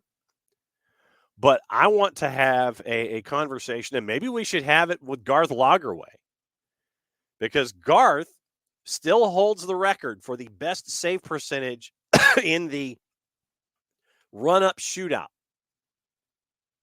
He still holds that record. And I don't think that record's going to get touched, because I don't think they're going to bring that particular shootout back. But Garth Lagerwey, being a keeper, when you have folks running at you, I think it's easier to figure out what they're going to do. But I've always wanted to ask, and maybe we should ask Jessica Charman this too. When it comes to a PK, what are you looking at? Are you looking at, other than the gauging the level of confidence of someone as they walk to the spot, what are you looking at? Are you looking at the waist? Are you looking at the eyes? Are you looking at plant foot? What are you looking at in this situation? How do you save a PK? And Emilio says Brad might be 2%, but still, that's normal. Some folks never save them. But there are rare birds that are more than 20%, 25%. Rare. R-A-R-E, rare. But yeah, in talking to keepers, I want to know what you're staring at. What are you looking at to try to save a PK, other than having your notes and things like that? Tendencies, things written on a water bottle. Other than water bottle, what are you looking at? That's what I want to know. Like I said, that's just me. Yeah, and Will, like I said, Rio staying in for Pens would have been nice, but yeah, he had a cramp, and I talked to him about it after the match. He's like, yeah, I had a cramp, and I had to get subbed out. So no word. I mean, he was fine in the mixed zone after the match, but yeah, it was a cramp, and so it was something that had to be subbed out. Yeah, and Lennon missed his PK too. Brooks is grinding right now. And, it's one of those things where you push through and try to come out the other side. He had, the great ball into Rios when he was combining with Saba. So on that first goal, it goes Jay, Saba, Lennon. And Saba wanted it back off of Lennon's right shoulder, if memory serves. But then Lennon serves it into Rios, and Rios puts it in. Well, and Michael, and I apologize for the coughing. Michael says center ref was horrible, and that's being generous. But like I said, I will say this. He was consistent. He might have been consistently bad, but at least he was consistent in his administration of everything. If he wasn't going to whistle anything, fine. If players are going to get mauled, great. At least be consistent about it, and he was. And I vaguely remember him from other things. I think he was late. I think he was VAR in Qatar.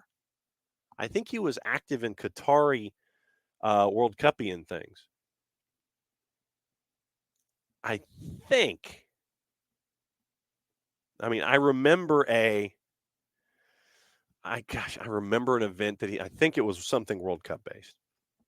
So he's been in the middle of it before. Alex, VAR reviews agonizingly long. Yeah, that's another part of it too. And that's the thing. I will always maintain, and morning, Alex, morning, Unk, that if you are an agonizingly long review, you're looking for something as opposed to trying to navigate a call. You're trying to re-referee at that point. I would still have I would still have a time limit. I would still have a time limit of like maybe 2 to 2.5. Because if you're north of 2.5, I think you're looking for something. I really think you're looking for something. Instead of just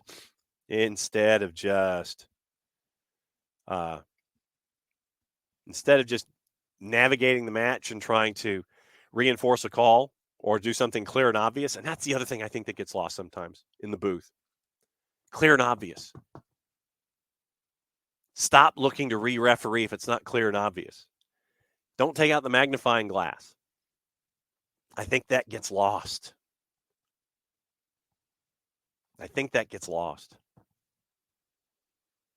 Yeah, the refs, Abby thinks the refs have been awful. You're not in a minority opinion. Will, Leagues Cup on the day of the opening ceremony was certainly a choice by MLS. I think, Will, I mean, if you look at it in live time, started 2 o'clock in the afternoon? And I think that's kind of what you're looking at. It's like, well, if you want to see something live, you're going to watch it live. If you want to watch it on tape, you'll watch it on tape. If you want to watch a live sporting event, you can come watch us, I'm guessing. So we'll see what happens. And Abby DVR'd the opening ceremonies, just watched it last night. All I'm going to say is this, and I may watch the documentary, but Celine Dion is just incredible. Celine Dion can make an Edith Piaf song sound better. And she was crushing it, and people were crying, as they should have. She crushed it.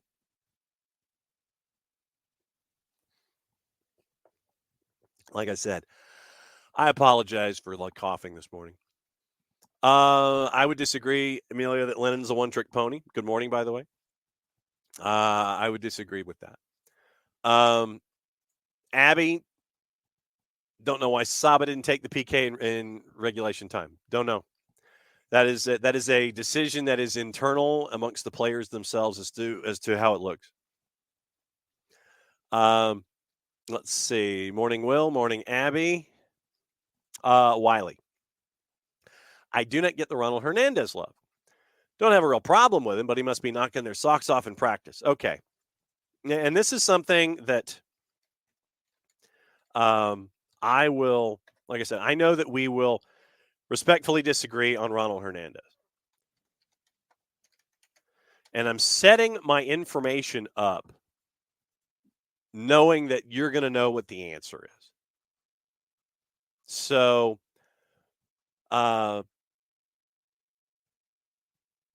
here's versus other fullbacks, and this is over the last 365 days. This is courtesy of our friends at FB Ref. And here's the complete scouting report on Ronald Hernandez versus other fullbacks on this planet. Top quarter on the planet in assists. This is all divisions, all players. If I'm interpreting FB Ref out appropriately. Standard stats per 90 minutes versus other fullbacks on this planet. Top quarter in assists. Top 1% in yellow cards. Top third in XG. Top third in non-penalty XG. In shooting. Top 7% on the planet versus other fullbacks. Top third in average shot distance. Top third in, once again, XG and non-penalty XG. Passing per 90 minutes. Pass completion, top quarter of the top quarter. Top third in pass completion percentage in short passing and in medium passing, top 15% of the world. Assists, top quarter. Pass types, through balls, top 12% of the planet. Corner kicks, top third. In swinging corners, ranks top quarter. Goal and shot creation, top quarter. In take on, top 11% in live ball passing, top quarter on the planet in goal-creating actions versus other fullbacks. Defense per 90 minutes. Tackles in the middle third, top 30% on the planet. Top third in challenges lost. Interceptions, top 20%. Clearances, top quarter. Errors, top third. Touches in his defensive area and inside his 18. Top quarter. Top quarter in touches in his defensive third. Top touches, top third in the attacking penalty area. Successful take-on percentage. Times tackled during take-on and tackled during take-on percentage. It has not happened. Top 1% on the planet. Miscontrols, he is top 10% on the planet. Dispossessed, top 13% of the planet, meaning he hasn't been. Miscellaneous stats. Yellows, reds, offside, interceptions. Top 20% on the planet in interceptions. Ball recoveries, top third on the planet. For those of you that are looking for comparisons, right now there's Hugo from Corinthians, Villarasa from Huesca in Spain, Jordan Lafort in Angers, Lorenzo Dickman from Brescia in Italy, Kessler Hayden from Aston Villa, Ivan Calero in Cartagena, and Ariel Mendy, who also plays in the French league. So, so those are your numbers involving out of town. But yeah, Bart's in Vegas. Bart's 3 hours behind. So right now it's 7:30 in the morning for Bart. If Bart crashes, he crashes. But that's from our friends at FBref. And that is where Ronald Hernandez is amongst other fullbacks with the number of minutes that he's played in the last 365 days. So those are Bart's. That's just from a numerical standpoint from our friends at FBref. So,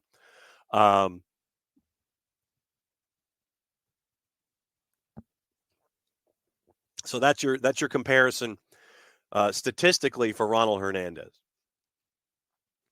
All right, so let's see.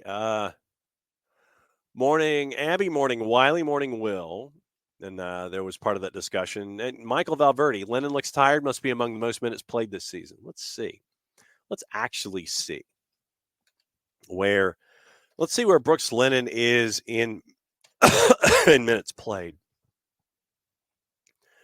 Let's see. Like I said, I apologize. I'm fighting a head cold, and I'm annoyed. I'm annoyed that this is the second summer cold that I have this year. Let's see. So minutes. Yep, number one by 200. Brooks Lennon has played 2,249 minutes this year in 25 matches. 209 minutes more than Brad Gazan. Next positional player, Tristan Muyumba, 327 minutes behind him. So Brooks has played 25. He has started 25. 6 assists, no goals, passing at 84.5%. XG at 0.54.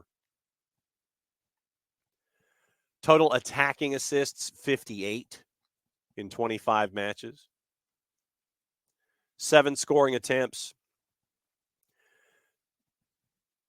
Committed 27 fouls, suffered 11, and 5 yellow cards on the year. But 209 minutes more than Brad, 327 minutes more than Tristan Muyumba. So that's where the numbers are with Brooks. Yeah, Alex, having not one but 2 fully functional backup strikers is a strange feeling. Let's see. Morning 4-card. Morning, Emilio. Let's see. 4-card wants to know who's going to Club America and Chelsea. So we'll see. We'll be there. We'll have game reports and all that kind of stuff. So it'll be just another day for us at SDH. We'll be doing morning show, and then we'll roll into Club America and Chelsea, and we'll see what's up there. But yeah, Bart, like I said, Bart's in Vegas, and I don't know when he returns. Obviously, when Bart is on this side of the planet, he can hop in. We'll talk about the WNT.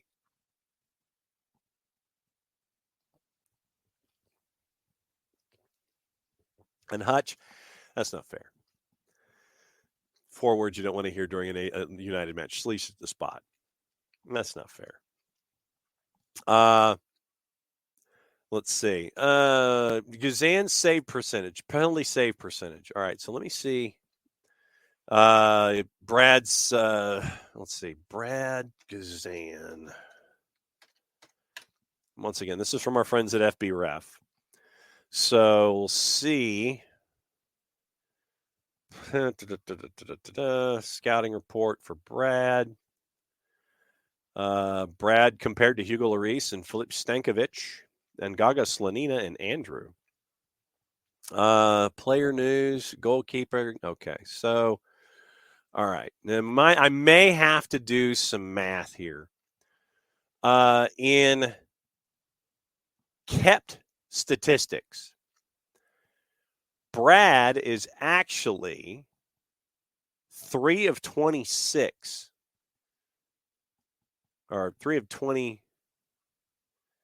All right, see if I can read these numbers. Penalty kicks attempted, penalty kicks allowed, and penalty kicks saved. All right, so save percentage in penalties, 13.6% when it comes to, so he's 3 for 26. Premier League apparently didn't keep these numbers through the 15-16 season. Then they started it in 2016-17, which is odd sounding at the very least. 3 of 26. And so 3 of 26, 13.6%. So he was, so with Atlanta United, 0 for 1, 1 for 7, 1 for 5, 0 for 4, 0 for 1, 0 for 2, and he is 1 of 4 this year. So those are the numbers for Brad. But yeah, in a career, 3 for 26, 13.6% for Brad Guzan and his save percentage. Unk's still not convinced, haven't found the Guzan replacement. And no, there are times when Josh hasn't claimed the position. So let's see. Discussing, there's Unk, there's Abby, there's Emilio. Trade window ending. When is the transfer window? Transfer window, MLS. Let's see. The secondary transfer window. Thursday, August 8th. For Canadian clubs, Thursday, August 14th. And this is something that they tweaked with the Canadian clubs because of their CPL schedule. They opened it a week early and are closing it a week early for the Canadian clubs. For the U.S. clubs in Major League Soccer, July 18 to August 14. And no, I have not heard any kind of a Miranchuk update. So we know it's out there. And we also know that Marco Royce is out there as well. Cesar Luis Merlo last night. Marco Royce is the Galaxy's reinforcement. Already in agreement to pay $350,000 to Charlotte for cutting discovery rights. So basically, once the medical exams are passed, according to Merlo, signing until December 2025, option of 1 more year. So basically, Charlotte got $350,000 from LAG, or if this becomes official, $350,000 for dibs, which LAG is in turn flipping for Marco Royce, apparently, possibly, probably soon, according to Cesar Luis Merlo. And he's calling this an exclusive. There's already an agreement to pay Charlotte $350,000 to cut priority at Discovery once medical exams are passed. Signs until December 2025 with the option of 1 more year. So the U.S. clubs have until the 18th. Canadian clubs have until the 12th because their window started sooner. Yeah, Unk. for Bart. I'm an hour behind him. Is Nevada in the mountain? I thought Nevada was in the Pacific. Getting me all confused about that. Yeah. Well, I mean, the Ronald Hernandez. Emilio's wanting to know, does it take into account minutes played, and should it? I think that it's what you do in that time frame. I know that folks will look at the number of minutes played, but I think it's what you do in that time frame, and that's what we've seen with Ronald so far. I know that we will respectfully disagree about Ronald Hernandez, but I wanted to go to FB Ref to go through those numbers and let you see what Ronald has done, if I'm interpreting them correctly. So I think that Ronald has acquitted himself fairly well with Atlanta United. Like I said, I know we're going to disagree on it, but that's the beauty of why we're here. So we'll talk about it all the time. Let's see. Yeah, don't know if he's, like I said, Bart can crash whenever he can. Let's see. I don't think Boca and Garth forgot about the window, but I know I have not heard. Let's go ahead and see if there's anything. Let's go ahead and we'll go down the Miranchuk. We'll go down the Miranchuk window here and see if there's. All right, so Napoli Magazine. This is literally within the hour. Napoli Magazine from Tuttomercato Web, quoting them, only the last bureaucratic steps are missing for Alexei Miranchuk's move to Atlanta United. The agreements with Atalanta are tight, and in fact, also those with the player who has been convinced to accept the transfer to the United States. This is Tuttomercato Web once again. We are at the last mile for the closing of a rather complicated deal, especially due to the slowness of Major League Soccer in terms with agreements with players. Well, that's probably more along the lines of the international trade certificate and the visa than it is with Major League Soccer. Over the past week, Miranchuk has regularly trained with the Nerazzurri. After the farewell of the Russian, there could be an acceleration for the right winger. Hateboer is considered a reserve at the moment. And let's see, that continues. Atalanta will not replace Miranchuk as they already have Zaniolo in the squad. So, according to Tuttomercato Web, it's close. So that's your latest. So it is the last mile, according to Tuttomercato Web, from Antonio Petrozzuolo. It works for Napoli Magazine. So it's close with Alexei Miranchuk. So that's where we are in the Miranchuk sweepstakes. So we'll see. Let's see. So Unk's going to make it to the Benz. Let's see. Emilio. Yeah, I mean, I think shots are shots. I think shots are shots. Does it take into account shots that go over or wide of the net? It's still an attempt. I don't think it's listed as a save. I think it's listed in the PKA category, the penalty kick attempt. Uncle says he's confident Nevada is mountain time. Vegas is Vegas. Okay, so all right. So it's Pacific. Wiley, general thought about the team. We could use some LGP energy, but Noah's at the U20s and no one else seems to have it. Yeah, Noah. And this is a point that Jarrett makes a lot. When you have the youngins are the ones that are taking the mantle, and they're not taking any ish from anybody. They're not standing down from anybody and anyone. So it's been cool to see, but I don't think that should be the trigger each and every time. So it's great to see Noah have that want to. It's great to see Ephra have that want to. It's great to see Jay have that want to, but you also, and Dax, but you want to have more veterans take that bit between the teeth and be a part of that whole growth in a match day. And Abby thinks that Nick Firmino should go in earlier. I think game state just has a lot to do with that. So thanks to everybody for coming in this morning. All right, so here's your Canada update. And like I said, we're going to play 2 pieces of tape. And we're going to get you up to date on everything that's going on up there. And it's still a mess and a half. It is still a mess and a half. And it came out this past weekend that Bev Priestman, basically, you could, however you want to phrase it. Bev Priestman, after initially denying things, according to the CP, now, like I said, we're going to work backward here a little bit. Bev Priestman yesterday offered her first public comments.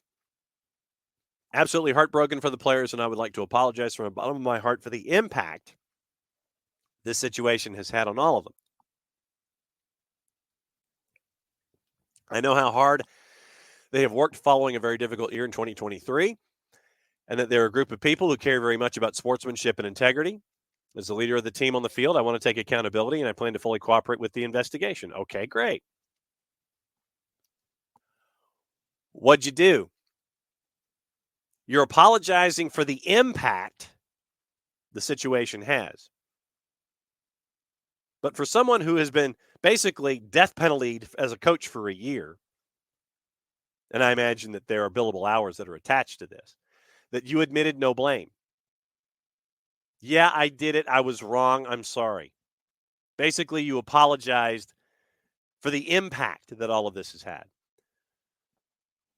Priestman and 2 assistants suspended by FIFA for a year as a part of the punishment. Assistant coach and eventually Priestman all removed from the Olympic team and sent home. Sanctions, which included the 6-point penalty, 2 wins basically, and a fine of around $313,000 levied against Canada Soccer. Now, this is part of this that is troubling. And I think that you're not seeing the forest for the trees here. You're going down the wrong path. Canadian Sports Minister Carla Qualtrough announced the government is withholding some of Canada Soccer's funding as a result of the scandal. With all due respect, Minister, I think you're missing the point. Speaking during a media availability outside the stadium before the match against France, Qualtrough was asked whether she accepted the apology. Quote, I certainly do on behalf of Canadians, but there still has to be consequences for what happened. Qualtrough said, given that the women's program receives funding from Sport Canada, it's withholding funds, quote, relating to suspended Canada Soccer officials for the duration of their FIFA sanction. A spokesperson for sports for Qualtrough's office confirmed the funding in question is allocated for salaries, but that Sport Canada is still determining exactly how much should be withheld. The funding will not impact the overall available funding to the women's program. Quote, using a drone to surveil another team during a closed practice is cheating, Qualtrough said. It's completely unfair to Canadian players and to opposing teams. It undermines the integrity of the game itself. She added there was a deeply concerning, in quotation marks, pattern of behavior at Canada Soccer. We must and will get to the bottom of this, expanded on the thoughts during her scrum, looking into exactly how much money we gave for their 3 salaries related to their pay and benefits, and that money will definitely be suspended. Then we're going to work with Canada Soccer and own the podium to see what other financial restraints we can put on. You're missing the point. With all due respect, Minister, you are missing the point. Take that money and redirect it into the program itself. Withholding the funds does you no good. You've suspended a coach, 2 coaches, and an analyst. And you want to not reinvest that money into a program that is hurting financially anyway. You needed a tenured professorship, basically, to bring in Jesse Marsh. Yet you want to withhold funding after 2 coaches and an analyst have been suspended. That funding you want to withhold instead of reinvesting it in other allocations of resources into the program. Do some good with it instead of withholding the funding.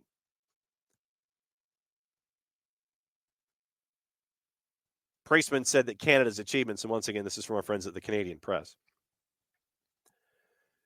Priestman said that Canada's achievements, which include gold, were legitimately earned. Quote, This program and team have allowed this country to reach the pinnacle of women's soccer, and their winning of the gold medal was earned through sheer grit and determination despite reports to the contrary.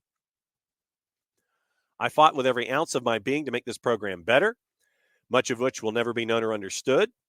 I wish I could say more, but I will refrain at this time given the appeals process and the ongoing investigation.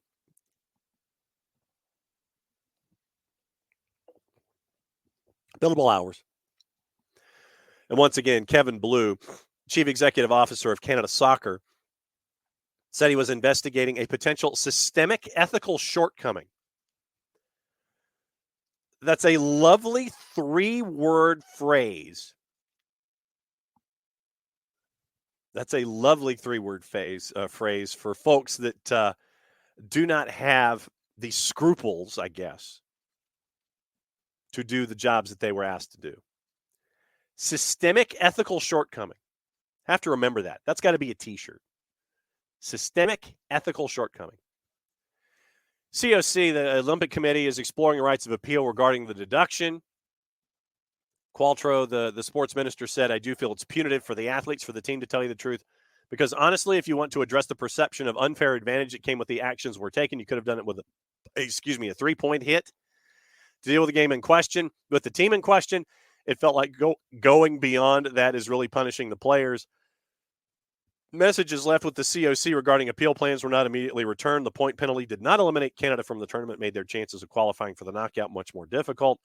Message left with CAS. The Court of Arbitration of Sport was not immediately returned. And so Canada opened the tournament with a 2-1 win over New Zealand. Then the Group A finale Wednesday against Colombia in Nice. Qualtrough said the issues caused significant distraction and embarrassment for Team Canada and all Canadians here in Paris, and at home it's deeply regrettable. So you're withholding funding. You're missing the point. Missing the point. Missing the point. And Wiley, even if they are just withholding the coach's salary or salaries, take that money and reinvest it. Reinvest it into the day-by-day operations. Make sure that Canada Soccer can still function. Considering how much of a financial dire strait it's in, keep it going. Reinvest it into other things. Make sure that it can still work on a daily basis. Even if you say that you're withholding salaries. Like I said, take that money and reinvest it in the day-to-day. Make sure that you can keep the lights on. I know I'm being a bit extreme in that, but make sure you can keep the lights on. Make sure that you can find out what's up with, pay your bills. Keep the infrastructure going in place. Just redirect it. You don't have to hold it. Abby says Bev Priestman should have to pay the fine, not Canada Soccer. He's a slap in the head to wake up. You used like Jethro Gibbs and NCIS about Cher to Nicolas Cage. Snap out of it. One of those. Interesting. And now to the men's side, which is kind of related to the women's side. And this is where we start our two pieces of tape. First piece of tape is, and like I said, we're working backwards. Yeah, the slap is for the sports minister of sport. Yesterday, there was a conversation that was had with our friends at One Soccer, and it's Jordan Wilson, our buddy Christian Jack, and Gareth Wheeler about the situation in and of itself. And the whole conversation is on their YouTube channel. I would recommend subscribing to One Soccer because it gives you a window into what everybody's thinking up north. This was just a part of the conversation involving Rick Westhead and what Westhead has been doing and what Rick has done. And like I said, the last thing you want if you are in Canadian media circles, and I've maintained this the entire time,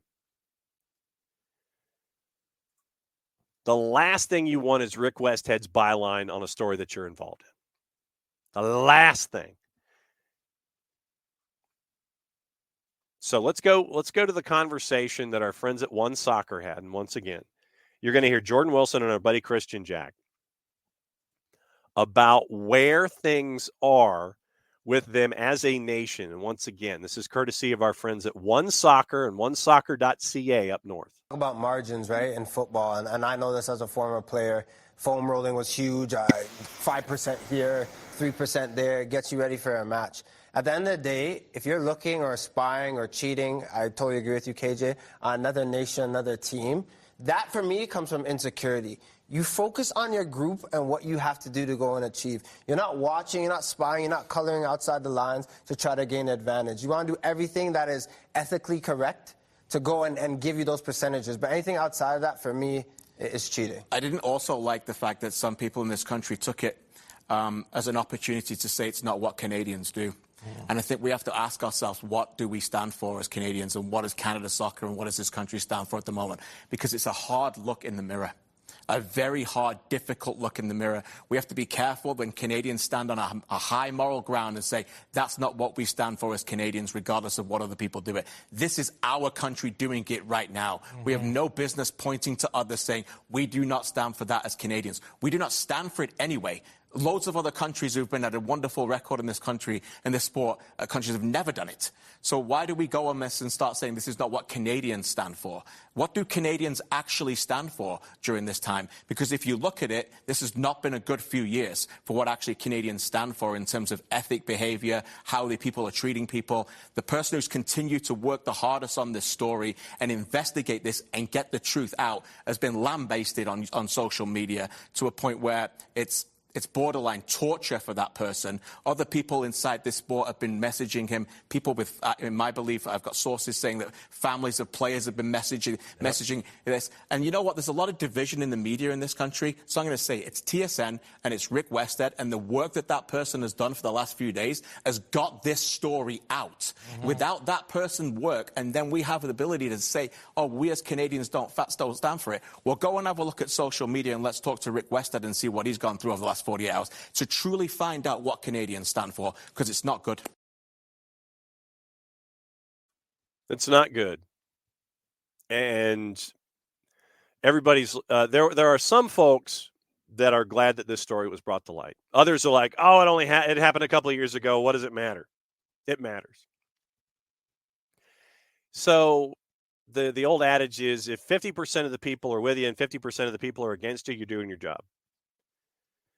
These days on social media, a lot of times, you find out that vocal minority, they're the ones that are the loudest.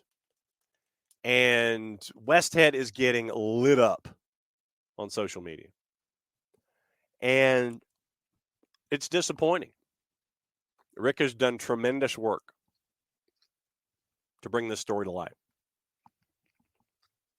Now, to the other half of the equation, and this is the longer piece of tape.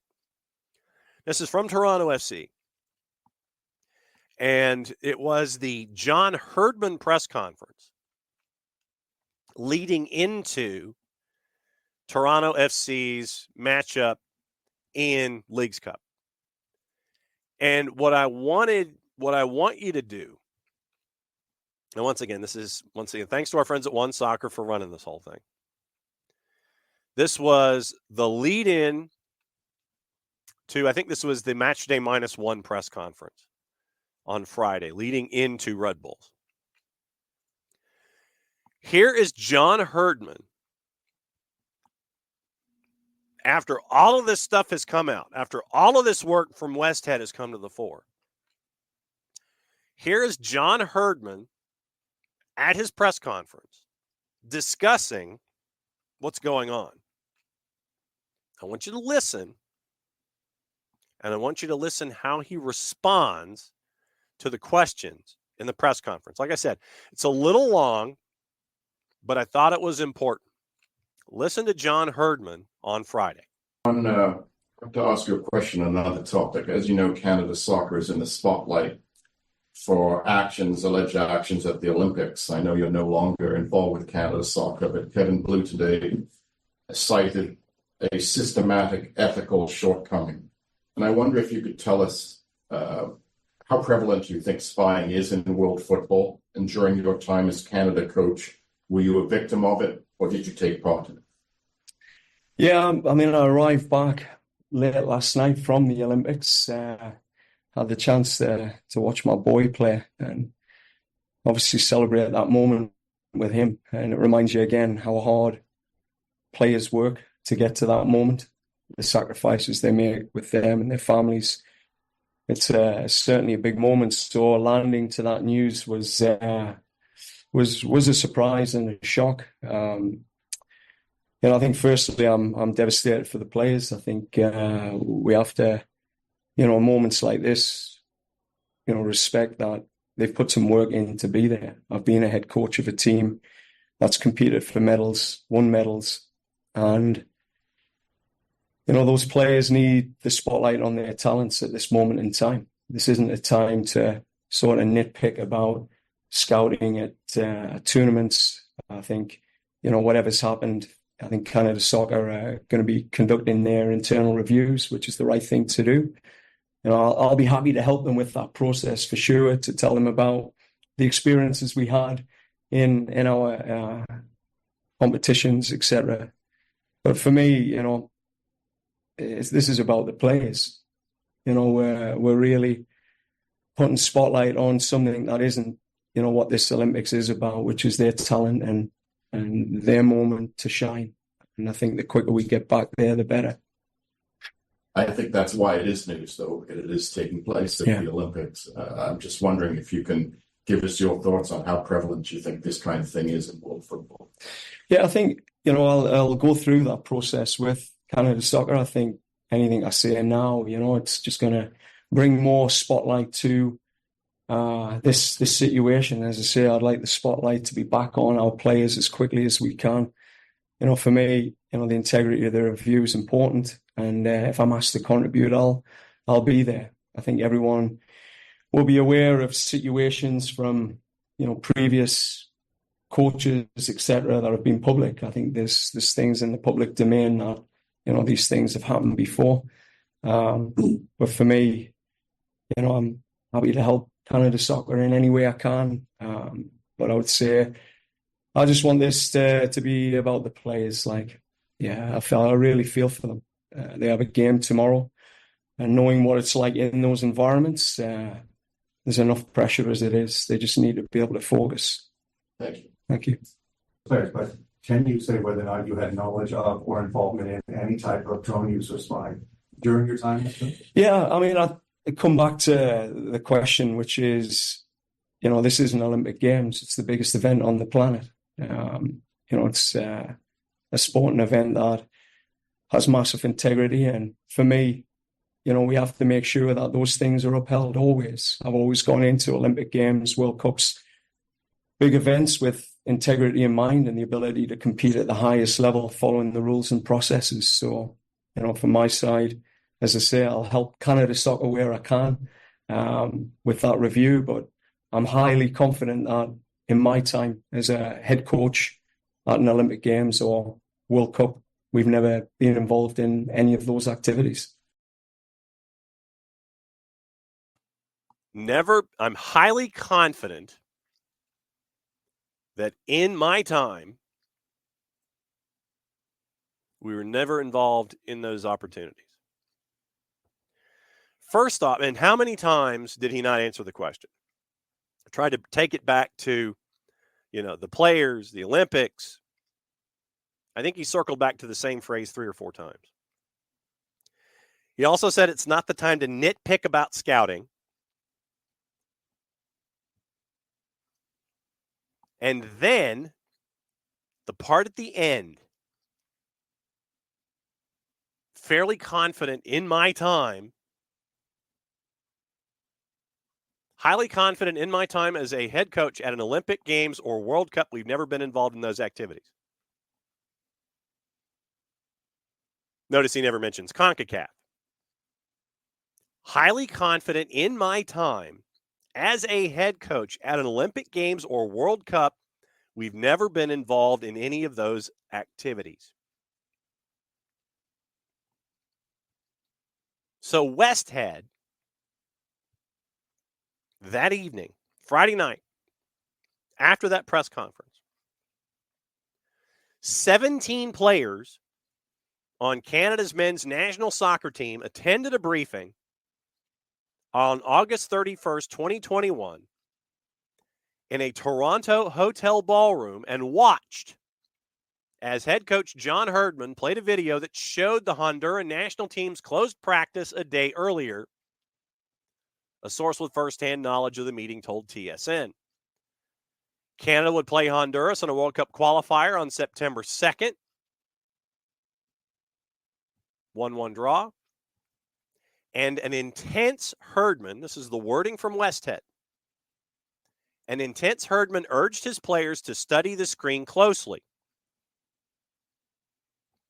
Herdman explained the Honduran team favored a 4-4-2 with either a medium or a high press, and that simplicity was the key to Canada being successful in the important game, the source said. Herdman emphasized, quote, turning the Honduran team around, end quote, in the first 15 minutes, according to the source. TSN corroborated the source's account of the meeting. After that quote, at the end, highly confident in my time as a head coach at an Olympic Games or a World Cup, we've never been involved in those activities. That was a World Cup qualifier. Massaging the language at an Olympic Games, at a World Cup. Didn't mention World Cup qualifier, which is what this Honduran meeting was. More people connected to Canada Soccer have come forward to share their experiences with the Federation's secret spying program. Westhead continued. One former Canada Soccer employee said spying on opposing team practices has been a tactic used since at least 2016, when the women's national U16 team played in a CONCACAF tournament in Grenada. At that tournament, staff discussed how a colleague had found a place to stay hidden and spy on opponent practices, and also talked about how they needed to patrol the perimeter of their own training center, the source said. Two former Canada soccer contractors were asked by women's national team coaches to film opposing team practices. Both of the contractors requested anonymity because they still work in the soccer industry and are concerned about retribution.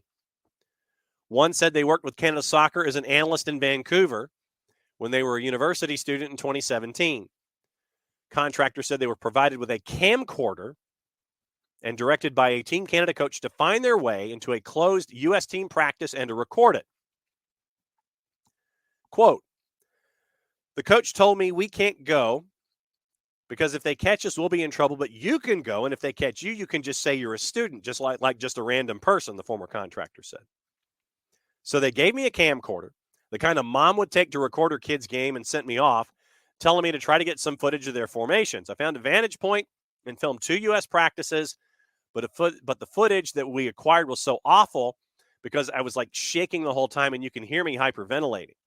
I was so deeply uncomfortable while I was on these missions, and I was being told that if I really wanted to work in women's football, if I really wanted to have a career, that this was the kind of tough stuff that you have to do. I was so desperately trying to break into this mysterious and competitive industry, and I didn't think about what was right or wrong. I just wanted to impress these powerful people, end quote.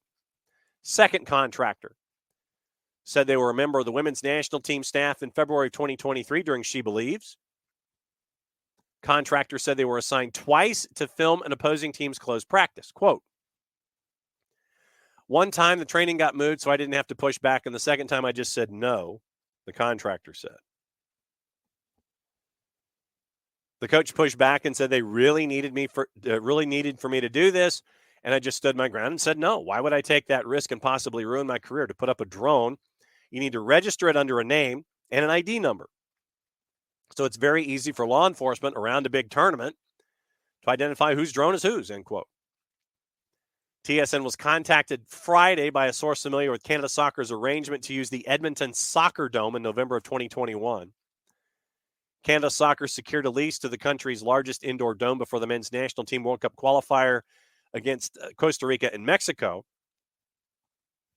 when the Federation insisted the Dome's managers refuse access to the visiting teams, those managers agreed. The Canadian team only trained on the Dome field once. When the managers asked why that was, the Canadian team told them that they didn't need to use the field, but wanted to ensure Mexico and Costa Rica trained outside so the Canadians could watch them. That's Rick Westhead. That's the work that Westhead has done. And literally, that was Friday. So, John Herdman Friday said what he said. People got chapped because he said what he said. They go to Westhead. Westhead publishes this article Friday night, dinner time. And people start chasing after Westhead on social media because folks with 280 character muscles like to do that a lot. I got half a mind to try to track Westhead down and see if Rick will come on the show with us to talk about what's going on, but I want to see if there are any other developments since we're now officially caught up in all of this that's going on with Canada soccer. News out of North Carolina. Courage have locked up Denise O'Sullivan for another 2 years. That is a big signing for them. Big signing.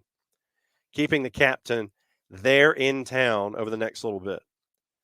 No new bid yet from Napoli for Billy Gilmore. Gotham signed English defender Jess Carter through a deal through 2026. Couple of notes. Emma Hayes is the second coach to win each of their first 2 major tournament matches as USWNT after Anson Dorrance, who won all 6 in the 91 World Cup. One other note before we get into gossip, rumor, and innuendo, what to watch and where to watch it. Rob Harris. He's another guy that you really don't want to have on a byline if he's talking about stuff. The IOC, and this is from, once again, our friends at Sky and Rob Harris. The IOC says gender parity in football is too expensive and complex. Harris's story. Olympics chiefs have undercut their, and this is, once again, this is Rob's wording here. Olympics chiefs have undercut their advocacy of full gender equality, telling Sky it would be too costly and complex to have as many women's teams as men's sides participating in football. Sky News understands FIFA has been pushing to add 4 more women's national sides to match the size of the 16-team men's event. Understood that there is an unwillingness by the IOC to remove 4 men's teams, given how lucrative the matches are for ticket sales. IOC said in a statement to Sky, the men's football tournament is an exception, being the only sport with 16 teams based on a long-standing agreement respected by the current IOC leadership. Raising the number of women's teams would potentially trigger requests from other team sports, which would then have an even greater impact on the cost, complexity, size, and sustainability of the games, end quote. There are the same number of men's and women's teams in basketball, handball, hockey, rugby, sevens, and volleyball. Fewer women in water polo. IOC had implied there was a desire to end the disparities between the football competitions when asked by Sky at the news conference. IOC Director of Corporate Development and Sustainability, Marie Chalois, said the direction is set. We are on a journey and we need to continue to work, end quote. But it later became clear there were obstacles, Harris, on the journey when the IOC provided more detail. The IOC is committed to keeping the Olympic Games within a set framework to reduce the cost and complexity. The overall athlete quota for the Olympic Games in Paris has been set at 10,500 athletes. And by the way, it's even Steven. It's literally 5,250 of each. As a general rule, if any international federation wants to increase its number of places, the IOC will have to take these out of the existing quota allocated for the sport or out of the quota for another sport. This was not possible for Olympics Games Paris 2024, which explains the quotas in place. 157 men's events compared to 152, 20 mixed gender events. So, tell me if you're surprised. Excuse me. IOC says one thing means another. Gossip, rumor, and innuendo before we get out of here involving players, considering that we are, handful of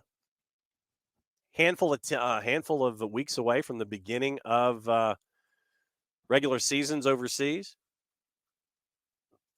Looks like PSG have agreed to a deal on Jadon Sancho. They have to meet Manchester United's asking price of £50 million. Nico Williams, who's contracted to Bilbao till 27, has made a decision about his future amid links to Barca and PSG. Manchester United could target one of Nordi Mukiele, midfielder Manuel Ugarte, or Slovakia's center back Milan Skriniar in a potential swap deal for Sancho. West Ham opened negotiations over a deal for Aaron Wan-Bissaka, who was valued in excess of £15 million. United have also agreed to a fee of £15 to £20 million to sign Nusayr Mazraoui from Bayern Munich, but they've got to unload Bissaka first. Chelsea made contact with Juve about Chiesa, who's also wanted by Spurs. Genoa still pushing for a deal with David De Gea. De Gea's salary expectations are proving to be a stumbling block. Villa submitted a loan offer for Calvin Phillips. Barcelona unlikely to sign Joao Cancelo because of the £25 million asking price. Everton have agreed to a deal worth about £22 million to sign Jake O'Brien from Lyon. Crystal Palace's winger, Jesurun Raksaki, prefers a move to Southampton over Leeds. West Ham willing to meet Monaco's €35 million price tag for Youssouf Fofana. He's got a verbal agreement with AC Milan. Milan also closing in on a deal with Emerson Royal from Spurs. Arsenal in pole position to sign Victor Gyökeres from Lisbon, Sporting Lisbon. Liverpool not prepared to submit a bid for the 26-year-old. So that's gossip, rumor, and innuendo. What to watch, where to watch it, how to watch it. And we'll get out of here. And once again, thanks for putting up with me today because of all of the coughing and the clearing of the throat and everything. I know that that's just got to sound incredible and awesome. Once again, tomorrow we're going to catch up with our friends from Peoria City batting leadoff and find out about USL League 2 and the championship game there. And that'll start things off on tomorrow. So soccer on the tube. What to watch and where to watch it. Argentine Primera, very, very busy day. 7 matches in the Primera.